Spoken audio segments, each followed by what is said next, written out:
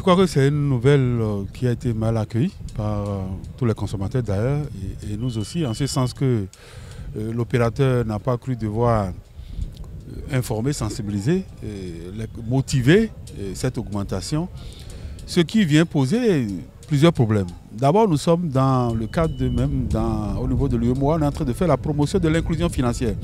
Et entre autres, l'utilisation des monnaies électroniques fait partie des moyens qu'on est en train de promouvoir pour atteindre cet objectif. Aujourd'hui, beaucoup d'utilisateurs, beaucoup de consommateurs utilisent ce canal-là pour le transfert d'argent. Donc, c'est une activité quand même qui est lucrative.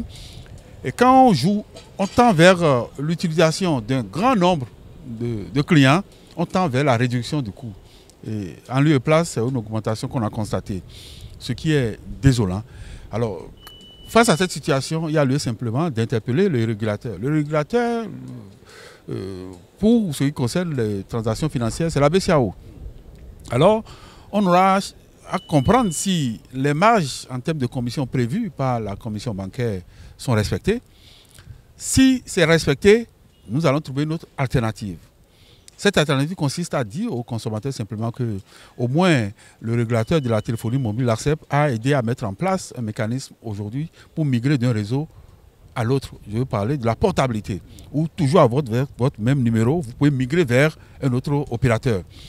Les consommateurs auront simplement migré sur d'autres réseaux qui leur auraient proposé des tarifs plus offrants.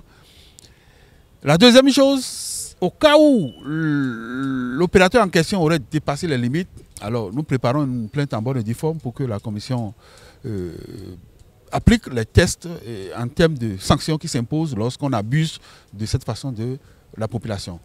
L'autre chose que je voulais vous demander, a priori on pourrait dire que l'État n'aura rien à voir dans cette affaire, mais si je reviens sur le but visé par rapport à la promotion de l'inclusion financière, l'État aura quand même à interpeller cet opérateur pour voir s'il veut rester en marge de la promotion de l'inclusion financière dans la zone.